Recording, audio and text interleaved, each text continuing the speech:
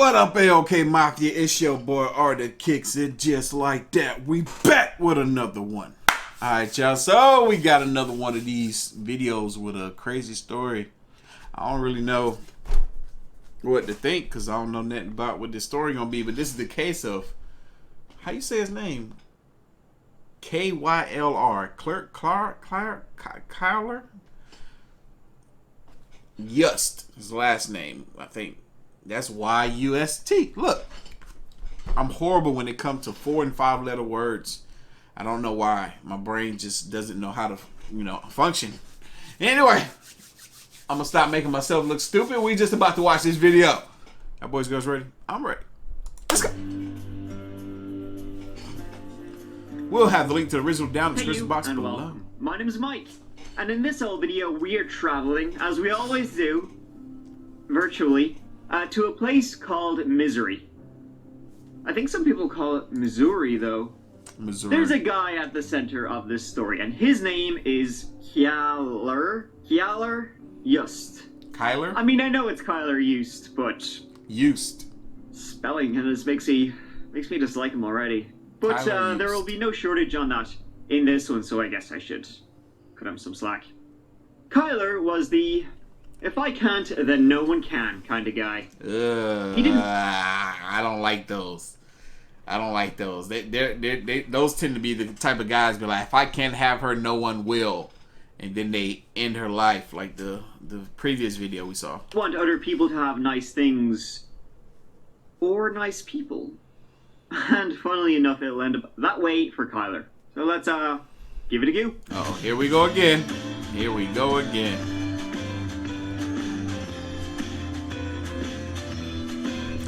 He looked like that type too. I hate the profile, folks, but he do look like. It is the mighty year of 2007 that we're heading off to location Belton. In Belton, like in many places, there was, and probably still is, a Popeyes. But at this particular one in 2007, 17-year-old Artofkickz worked there. Kara was the daughter of Mike and Rhonda. She had a half-brother, 8-year-old Thomas, and was described as a firecracker, which is a great way to describe someone. She was pretty cool, smoked cigarettes, cooked class, much like myself, pops collar, but she was generally described as, just a lovely, fun person. However, she knew someone who was just, none of those things. Kara broke up with Kylr Yust, 1 year older than her, in April 2007, after being together on again, off again for roughly 9 months. Kara had enough. And I mean, I don't blame her. Kylr Yust, he was a lot of things. He played in a death metal band called Seraphim. Unfortunately, I don't have any clips to show you. Not unfortunately for you, because they were pretty good at taking, the late noughties band photos, though. And Kylr wasn't best pleased about being dumped by Artofkickz. As Kara was leaving her job at Popeyes on the evening of the 28th of April 2007, Kylr forced her into his car. He then drove around town with a big old knife in his hand, saying he was going to slit her mother effing throat, sorry about the language, until after a while he finally calmed down and let her out of the car. Kara then, understandably, went to the police to report this nutjob. Good. She went straight away that Saturday, and 2 days later, on the 30th, Kara and her mother Rhonda, as Kara, was underage, filed for an order of protection against Kylr Charles Yust. He, couldn't have any contact with her at all. How well do you think that went? It was 4 days later, the 4th of May, that Kara was seen on security cameras at Belton High School. Now, she was seen leaving the school, and that was odd because this was shortly after 9 a.m. that morning, and after that, she disappeared. She never showed up for her job at Popeyes that evening, nor home, and her mother reported her missing after 5 p.m. on May the 4th. Now, at the time, it was like, did she run away? Was she just with friends? Friends maybe that her family didn't know of, but friends that her friends obviously didn't know of. Nobody knew, She had a paycheck she should have picked up on the 9th of May. No dice. So what did investigators do after that? Well, you can guess. You can even bet that they sure as shit wanted to talk with Kylr Yust. What do you say? Okay, sure, he had broken the order of protection. On the 3rd of May, he spoke with her, he saw her that afternoon, and then spoke with her on the phone that evening. Teenagers, well. He would later say that when he spoke with her the day before, they had argued, and that she told him she had a friend coming to town, a friend she was planning on hanging with. He didn't see her, however, the following day, which was the 4th of May, the day she disappeared. He said that, that day, at around 11 a.m., she tried calling him, he missed it, and when he tried to call back, he got no answer. Now this was untrue, or at least to an extent, because when the police checked the phone records, the times were wrong. The calls Kylr claims, happened at 11 actually happened 2 hours earlier, shortly after 9 a.m., the same time this happened.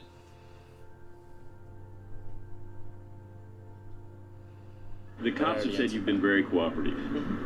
I have been, because I don't know anything about where she is or about what happened. I wish I did. Did you threaten to slit her throat? No. Didn't. What happened? That didn't happen that night. That was before. They said that I was a suspect because of prior happenings, not because of anything that would point to me having anything to do with her disappearing now. Duh. The search continued. On the 1st of June, the police... You threatened her, bro. Of course you're a suspect because of prior happenings. Stupid. Stupid. Not gonna lie, a bit disappointed in her as well right now because she's leaving school early to go be with somebody that she put a restraining order against. Truth be told, it wouldn't even matter because rather she left school early or met up with him after school, she was still going to do it. He searched her locker at high school, which seems, maybe they should have searched that a bit earlier. There they found her debit card, but no activity on her bank account, regardless. And so it stayed for a few years. Which is kind of amazing, because over the next 4 years... 3 separate people would contact the police, telling the police that Kylr confessed to them that he killed Kara. Fucking 3 times, incredible. And he would do it again. Here, I'm getting a bit ahead of myself. Better slow my roll. What? In April 2010, so 3 years later, a bandmate of Kylr's, another rock star from Seraphim, contacted the police and told them that a year earlier, in 2009, Kylr told him he killed Kara. That fella, Nick Yates was his name, he said that, he was crashing with Kylr for a bit and, well, one night they stayed up drinking and Kylr just told him that he killed Kara because she wouldn't love him anymore. He strangled her because he didn't want anyone else to have her. And this wasn't the only person Kylr told us to. About 9 months later, another person contacted the police. This is in January 2011, saying that Kylr knew exactly what happened to Kara because he did it. This was a woman named Caitlin Farris, and she was dating Kylr at the time. This fool told his new girlfriend, his current girlfriend, that he killed his ex-girlfriend? This man here. I'm surprised that I guess they didn't have enough substantial evidence against him during the time that the crime was actually committed to persecute him and put him in jail. They had to wait till all these years later when his freaking conscience wanted to get the better of him and he's spilling the beans to people that he think ain't gonna tell on him. Stupid. He told her a little bit more than he told his bandmate Nick Yates.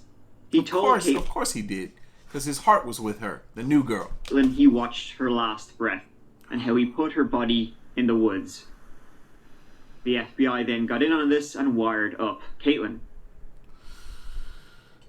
Here we go. This part is weird. A hidden camera was placed in Caitlin's car and an audio recorder also, hoping to catch Kylr's confession. So this day, early 2011, Caitlin and Kylr drove around Kansas City and then drove to where Kylr said Kara Kopetsky's body was. What? The gobshite. They even brought a homemade Ouija board. Oh my god. Just like, felt her hand on my shoulder and I heard she didn't say anything. It was just like her voice. Like she just just like or something. Like she just said, like just made a noise. It was her voice. I promise I will come back and see you, Clara. Because I killed her and left her out in the wilderness alone. Her spirit just roamed the forest. This really turns you on that I killed a girl, huh? It doesn't really turn me on. Yeah, well, you're saying all that bullshit there. I know. Just because you're trying to get me to confess?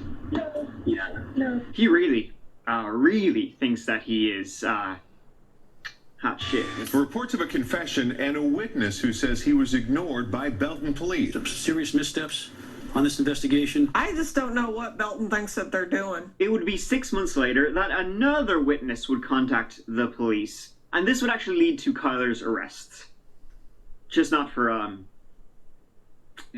These police reports led to today's guilty plea for choking and striking a new girlfriend. In them, the victim's mother told police Yust drew a pentagram on the girlfriend's forehead and warned her he'd seen bodies hidden in barrels of acid or where pigs would devour the dead. In August 2011, Candice Matthews had been dating Kylr. She had been in an on-again, off-again relationship with him. She was pregnant, and she told the police Kylr had tried to kill her by strangling her to death. Exactly like previous witnesses said he did to Kara. Not just once, by the way. She said he was insanely jealous and boasted of murdering previous girlfriends and that he would do the same to her. Wow. He also murdered her kittens in front of her by drowning and smashing. He should be drowned and smashed. Kylr was arrested and pled guilty. And none of this was lost on the family of Kara or the community.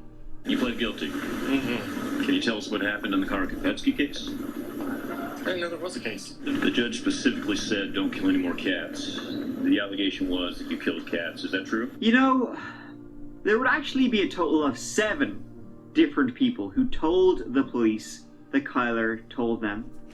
That's insane. All these people came forward to say that this guy did this thing and nothing was happening to him.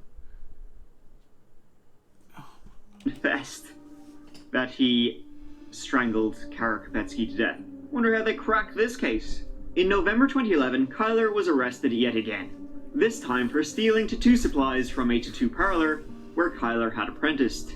The previous charges, the assault, animal abuse, and theft, wouldn't really go anywhere. Because, let me tell you, in February 2012, Kylr was arrested for drugs trafficking.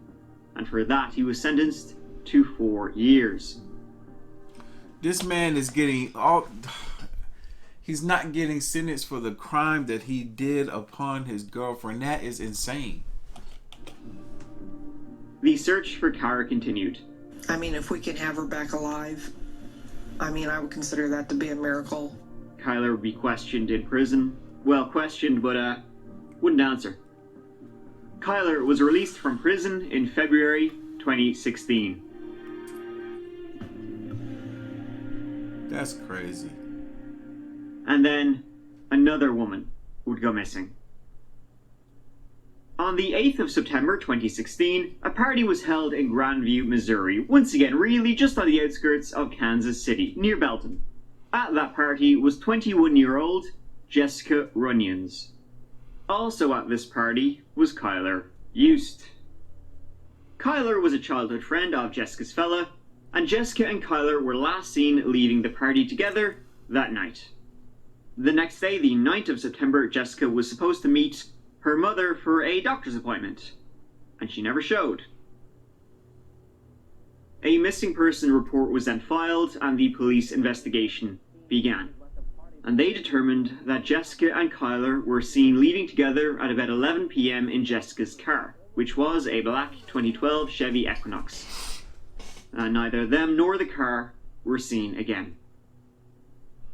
Not only that, people who were there, witnesses, said that at the party Kylr was down in booze left and right. He was getting pissed, and he was also getting pissed off at basically everybody at the party. He was acting like super aggressive and shit. Also super possessive towards Jessica.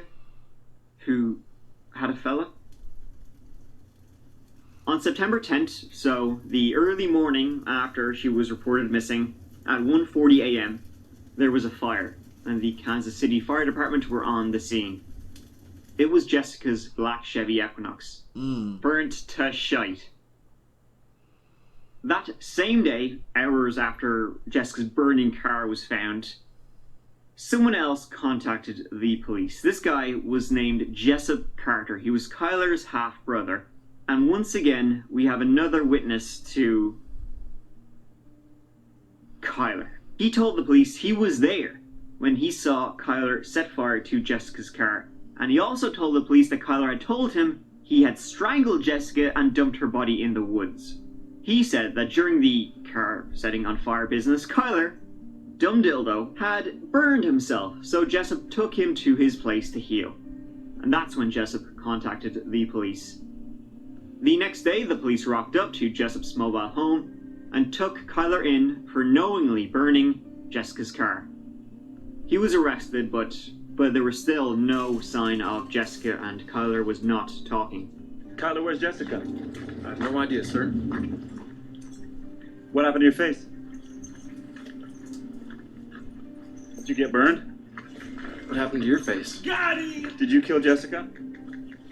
Did you?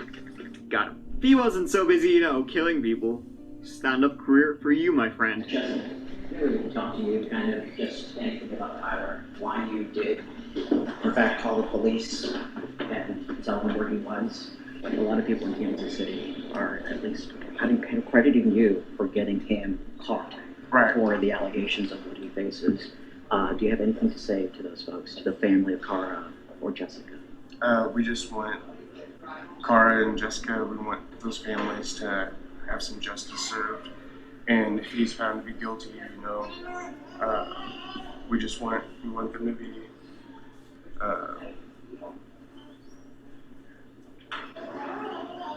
we just want them to feel. Clearly, his brother is a better person than him. I can see the resemblance too. Kylr's brother is a better person, man. I'm glad that, he turned his brother in. That he's finally put away. It was just a matter of time before, because Kylr isn't going to change. Jessica Runyons has been missing for 6 months. It's crazy. It was 7 months later, in April 2017, that a mushroom hunter out on the fields of rural Cass County, Missouri, found remains. He contacted the police, and the very next day, a second set of remains were found, older than the first. They were identified as Jessica Runyons and Kara Kopetsky. They had been dumped right next to each other. Damn, he put them together. Breaking news at 6 o'clock. Of course he did it. Law enforcement sources confirming to 41 Action News, human remains found in Cass County belong to missing woman Kara Kopetsky. Kopetsky was last seen back in 2007.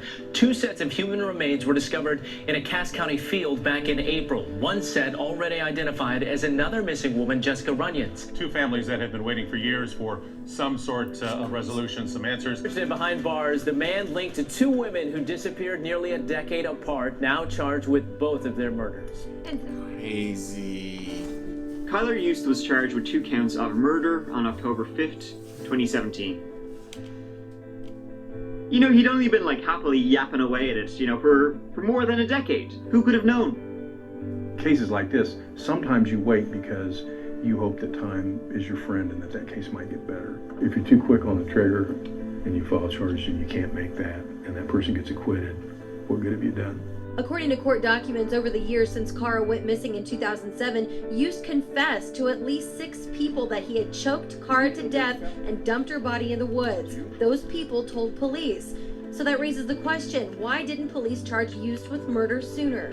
Exactly. That's a judgment call. It's always going to come down to the excuse that he's given is a bunch of BS, man. I don't care. I don't care what you say. Investigate it. Investigate it. You got this many people coming forward saying that this man did this thing. Look into it.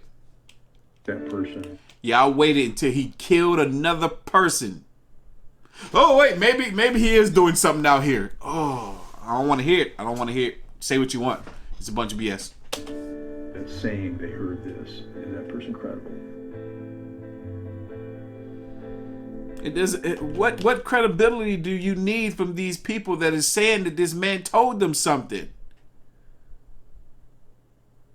It doesn't matter if it was a stranger on the street. You know how much it takes for somebody to call 911 to tell them something that someone has told them? And if you're getting more than one phone call, don't you think maybe you should look into it?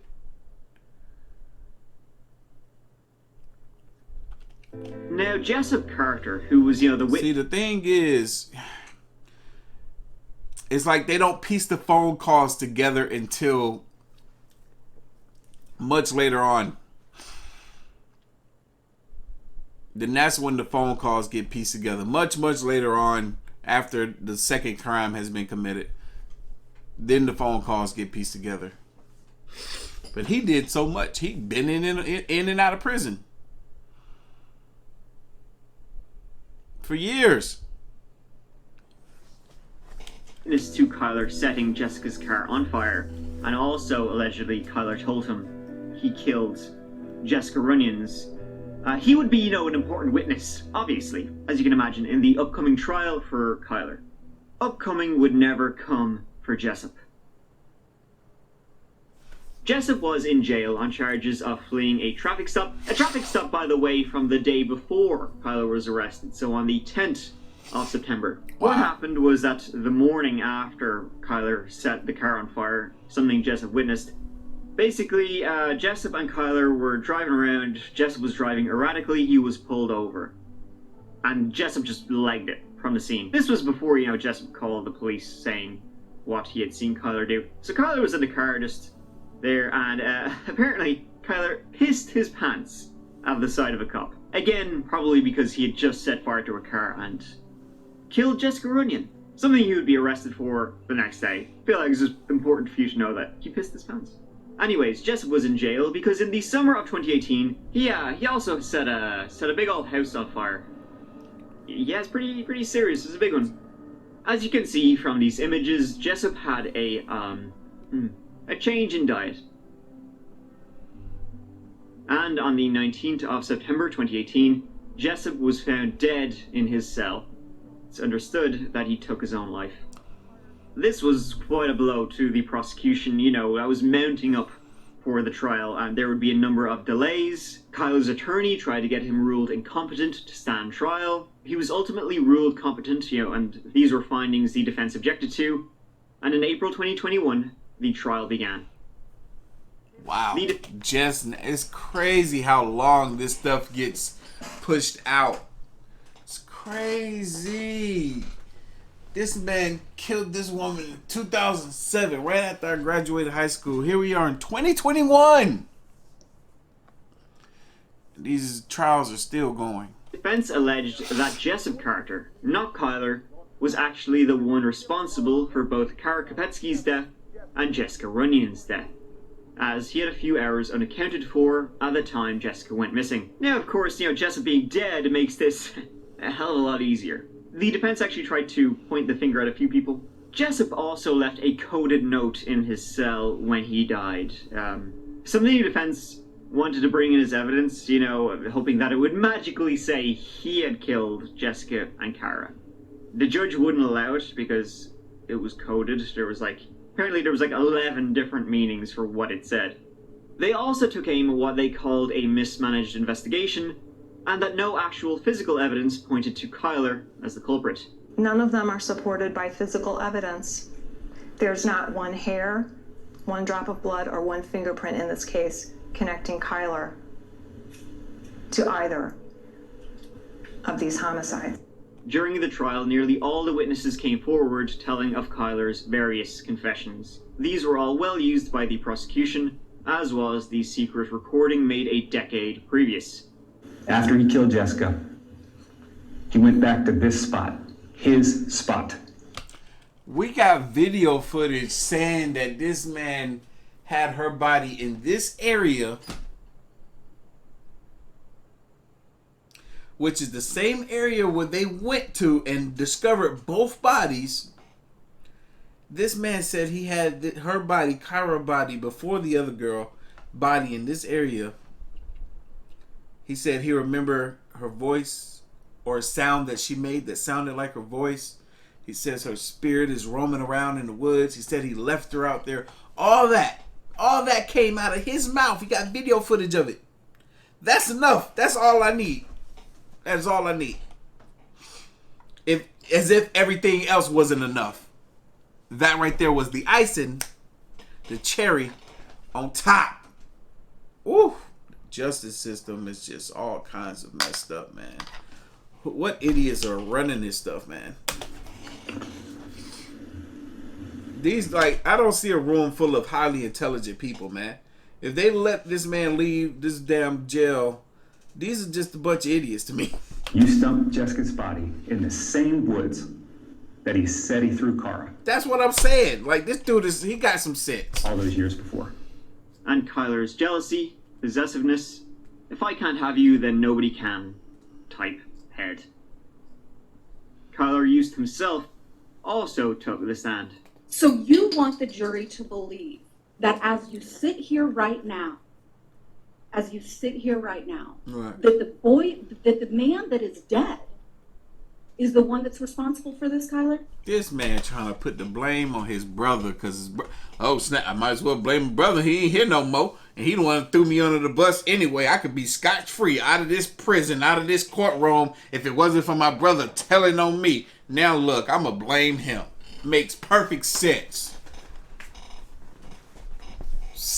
Oh my God. Oh man. This is what being unable to hold yourself accountable looks like.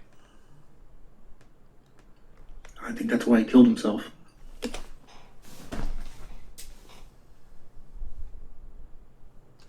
That right there. That right there. What did I just say? This is what not being able to hold yourself accountable looks like. It's like, I think that's why he killed himself. No. He probably killed himself because nobody wants to spend time in prison. Especially a weak-minded individual. They couldn't imagine being in there very long. It's really convenient, isn't it, that he killed himself? I don't think anything about the situation is convenient. Well, it's convenient for you because you get to sit up here and say, my brother did it. Exactly. And your brother's not here to speak for himself, right? Exactly. I think he killed himself because I said I wasn't guilty. Sure. And when you found out, actually, that Jessup had killed himself, your response was, I don't fucking care, right? I did not say those exact words, but I think I did say that he deserved a lot worse than to be able to take the easy way out. Sure. And you know what's interesting about this, too, is not only is this the first time that we're hearing about Jessup, quote-unquote, being with you on 5/4/2007, but you were interviewed so many times over the years, weren't you? I was. And you wait until this very moment to tell your version of the truth. No, I told Miss Hastings years ago. I understand that. And you know what's interesting about it? In fact, that's why she's doing my case for free now, because she believes in my defense. How thoughtful of her. This has been so hard for you, hasn't it, Kylr? It has been. You were the target of this investigation for, quite frankly, almost 14 years, right? Yes. People were putting signs outside of your apartment complex saying, we know what you did, right? Yes. And testified about how you were acting on the night that you were pulled over. You remember his testimony? I do, ma'am. And you have peed yourself. That wasn't me making that up, Kylr. You that reiterated it several times with several different witnesses. I'm sure he remembers. He is an A to the hole. Well, they should, because you peed your pants, because you were scared about getting pulled over. You didn't get burned until you went and literally doused Jessica's car in gasoline, and that gasoline flashed in your face, right? No. And that gasoline flashed in your face, and it burned your face, it burned your hair, and it burned your hands, didn't it? Yes. The burn barrel, yes. Right, and you actually tell the jury that it hurt. It did hurt. You know what else would hurt? To have the life strangled out of you, right? I believe that is true, yeah. So were you asking for some kind of empathy because you burned yourself when you were torching Jessica's car? No. So you would rather sit... So what did he say was the reason why he had those burns? Why else would he have those burns? Is that a coincidence that this man got burned on his hair, his hands, his face, and his girlfriend's car so happened to also go up in flames? Come on, people! If he didn't do it, who did? He's trying to place the blame on his brother because his brother was there to witness it. His brother didn't have no burns on his hands and face and all that stuff. I swear, man. I swear. Jail and be charged with 2 counts of murder in the first degree than to tell law enforcement that your brother allegedly was the one that did this. I knew that I was getting blamed, and I knew that I'd have my chance to speak my piece right here on the stand, and that's So what I did. You wait until a criminal trial, until a jury is literally sitting here deciding your fate to tell your truth. I mean, this is the only chance I have, right? And this is what I'm talking about. I made a video on my second channel talking about the term "speak your truth." This is why people hate that term, because the truth that they're telling is not true. This is like, oh, this is what happened to me. This is how it really went down, and they'd be lying. But that's supposed to be their truth. That's not the truth. We know it. Just because you're saying that stuff doesn't make it true. That's why people hate that term. Only use it when you're telling the truth. If you're telling a story about yourself, about your life, as long as it's true, is it okay for you to say you're speaking your truth?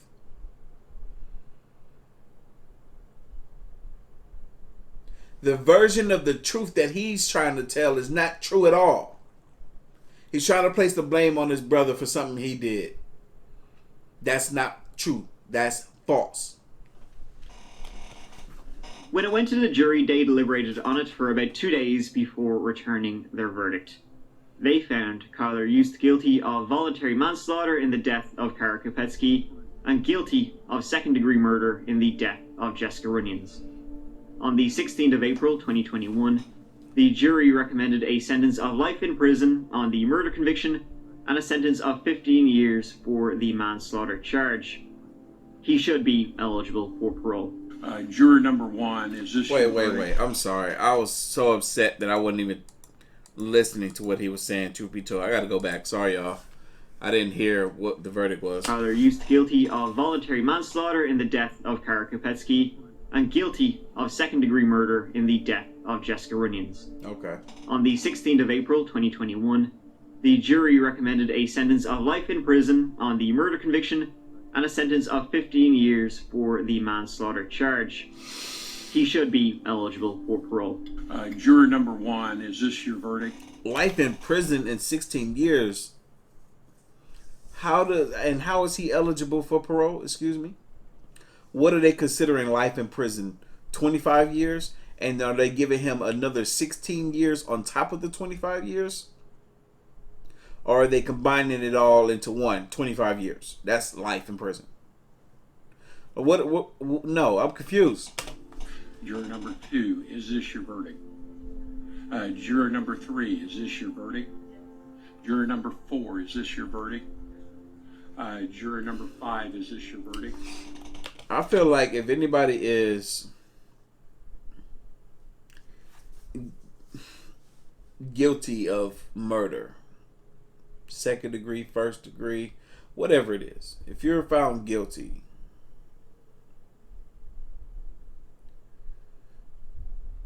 then you shouldn't be released ever, period. Lock them up, throw away the key type thing. It's only if it's done by an accident or self-defense. If you do time, then the time shouldn't be life. I don't make the rules. Juror number 6, is this your verdict? Juror number 7, is this your verdict? Juror number 8. I feel like all them people, them jurors, are just gonna go along with what the other person says. I'd be like, nah, man, heck nah. Throw away that key. Put him in there. Throw away the key. Juror number 9, is this your verdict? Juror number 10, is this crazy. And we're just thankful. We're thankful to be where we are today, because there were days where we didn't know if our girls would ever be found. And we're just so thankful Poor that moms. they were found, and we have them back now. Poor mothers. Man, I don't have any kids, but if I become a father to a daughter ever, that would be one of my biggest fears. Is for my daughter to date a guy that could do something like this. I want y'all to comment down below your thoughts and opinions on this case. Whew, I don't know. I just gotta go. I just gotta go. But anyway, y'all know what time it is. Hit that subscribe button. Wait, that's not my outro. If you like this reaction, hit that like button. Hit that subscribe button. Stay tuned for more. As always, the link to the original gonna be down in the description box below. If you haven't already, make sure you follow your boy on the gram and Twitter at Artofkickz. And I'll catch you guys in the next one. See ya.